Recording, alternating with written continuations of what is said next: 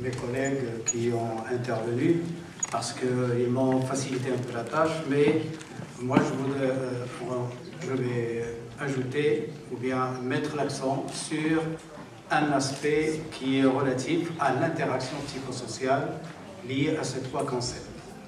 Donc, mon intervention est intitulée « Liberté d'opinion, liberté d'expression, quelle interaction psychosociale ?»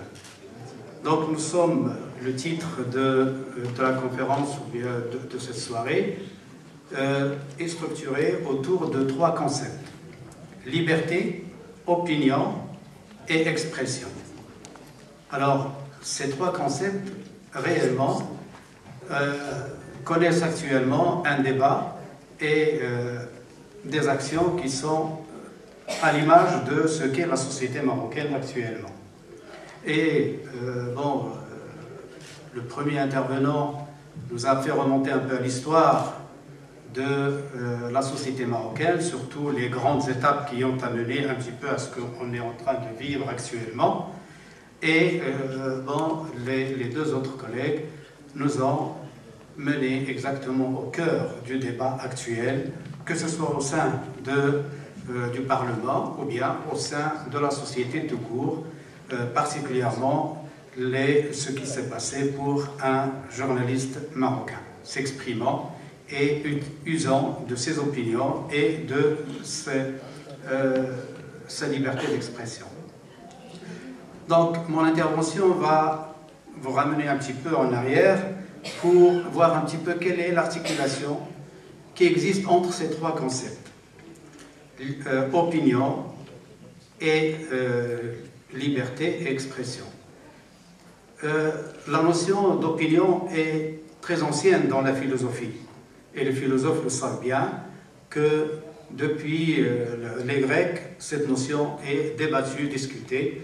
Et je ne vais pas revenir là-dessus par mesure de temps, mais tout simplement je dirais que cette notion est rencontrée sous deux conceptions. Une première qui est au singulier et une seconde qui est au pluriel.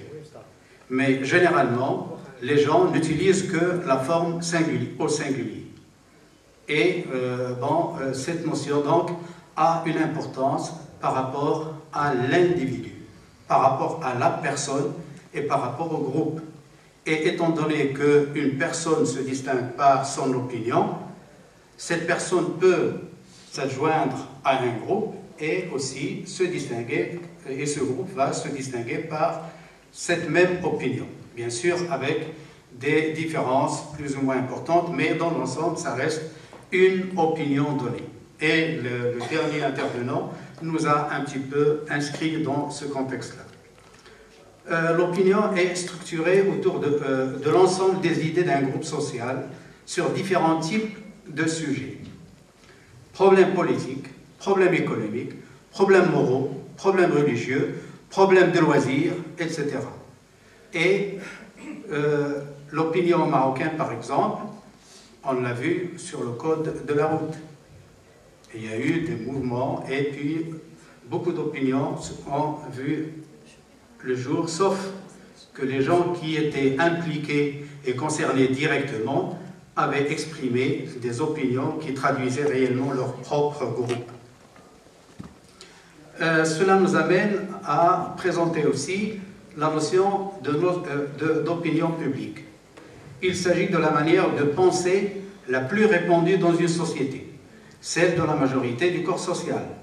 Alerter l'opinion publique sur tel ou tel problème, influer sur l'opinion publique, se moquer de l'opinion publique, braver l'opinion publique. Et donc nous avons, à travers tout ce qui a été dit, on a des exemples qui permettent un petit peu de comprendre ces aspects-là.